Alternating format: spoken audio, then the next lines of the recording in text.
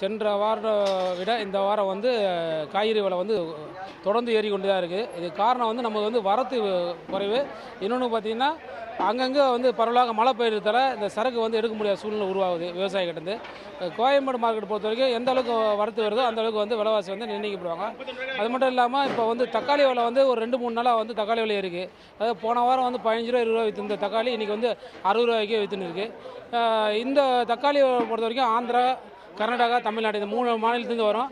அதிகபட்சமாக வந்து ஆந்திரா, கர்நாடகாலேருந்து வரத்து வந்து வந்துன்னு இருக்குது. இதில் வந்து இந்த விலை ஏற்றதுக்கு காரணமே.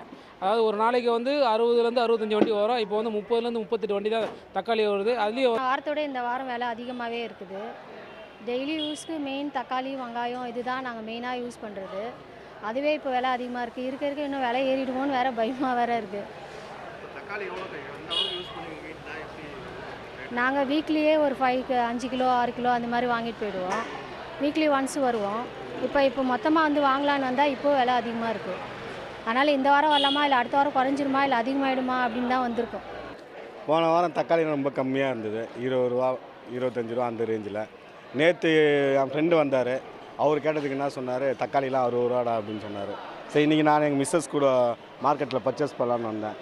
தக்காளி 40 ரூபா, கேரட் வந்து 40 ரூபா அரை கிலோ, கத்திரிக்காய் வந்து அரை கிலோ 40 ரூபா. இப்படியே போனால் நாங்களாம் நடுத்தர மக்கள்லாம் என்ன பண்ணுவோம்? ரொம்ப விலைவாசி அதிகம். காய்கறிகளின் விலை என்பது உயர்ந்து காணப்படுகிறது. சென்னையில் காய்கறிகள் விலை கிடுகிடுவென உயர்ந்திருக்கிறது. அதே போல ஒட்டன்சத்திரத்திலும் காய்கறிகளின் விலை என்பது உயர்ந்து காணப்படுகிறது. இது பற்றிய கூடுதல் தகவல்களோடு இணைகிறார் செய்தியாளர் திருமலைசுவாமி. திருமலைசுவாமி, என்னென்ன காரணங்கள் சொல்லப்படுகிறது இந்த காய்கறிகளின் விலை உயர்வுக்கு? விலை நிலவரம் என்ன?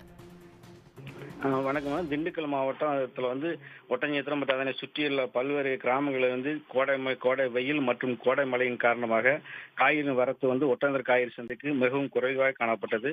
அதே போல வந்து ஒட்டஞ்சத்திரம் பகுதியில் சுற்று வட்டங்களில் வந்து திருமண நிகழ்ச்சிகள், விசேஷ நிகழ்ச்சிகள் அதிக அளவில் நடைபெறுவதால் வந்து தேவை அதிகரித்துள்ளதால் காய்கறியின் தேவை நாளுக்கு நாள் அதிகரித்து வருகிறது. இதன் காரணமாகவும் விலைகள் வந்து உயர்ந்து வருகிறது. திண்டுக்கல் ஒட்டஞ்சத்திரத்தில் தென் தமிழகத்தில் மிகப்பெரிய காய்கறி வியாபார சந்தை ஒட்டஞ்சத்திரத்தில் உள்ளது. இந்த காய்கறி சந்தைக்கு ஒட்டஞ்சத்திரம், அதனை சுற்றியுள்ள கள்ளிமந்தயம், கப்பல்பட்டி, அம்பலிக்கை, ஓடைப்பட்டி, மார்க்கம்பட்டி, இடையகோட்டை உள்ளிட்ட பல்வேறு கிராமங்களில் இருந்து விவசாயிகள் தாங்கள் விளைவித்த காய்கறிகளை மினி சரக்கு வாகனம் மற்றும் டிராக்டர் மூலம் விற்பனைக்கு கொண்டு வருகின்றனர். அதே போல தேனி, திருப்பூர், கரூர், திருச்சி உள்ளிட்ட வெளி மாவட்டங்களில் இருந்து சுரக்காய், பூசணிக்காய், வாழைக்காய், உருண்டை மிளகாய், சம்பா மிளகாய் விற்பனை கொண்டு வருகிறார். இச்சந்தையில் இருந்து 60% காய்கறிகளை கேரளா வியாபாரிகள் மொத்தமாக கொள்முதல் செய்யணும். அதே போல 40% காய்கறிகளை சென்னை, தஞ்சாவூர், திருச்சி, திருநெல்வேலி, மதுரை, தேனி உள்ளிட்ட மாவட்டங்களைச் சேர்ந்த வியாபாரிகள் கொள்முதல் செய்கின்றனர். கடந்த சில தினங்களுக்கு முன்பு ₹2 விட்ட சுரக்காய் 20 ரூபாய்க்கும், ₹8 விட்ட பூசணிக்காய் 14 ரூபாய்க்கும் விற்பனையானது. அதே போல ₹28 விட்ட முருங்கைக்காய் 37க்கும், ₹85 விட்ட உருண்டை மிளகாய் 115க்கும் விற்பனையானது. வெயிலின் தாக்கம் மற்றும் மழையின் காரணமாக காயின் வரத்து குறைந்துவிட்டது. தேவை அதிகம் இருப்பதால் வியாபாரிகள் காய்கறிகளை போட்டி போட்டுக் கொண்டு கொள்முதல் செய்தனர். அதே போல வைகாசி மாதத்தில் சுப நிகழ்ச்சிகள் அதிக அளவில் நடைபெறுவது வழக்கம். இதன் காரணமாக காய்களின் தேவை இன்னும் அதிகரிக்கக்கூடும். வரும் நாட்களில் மேலும் உயரக்கூடும் என்று வியாபாரிகள் தெரிவித்தனர்.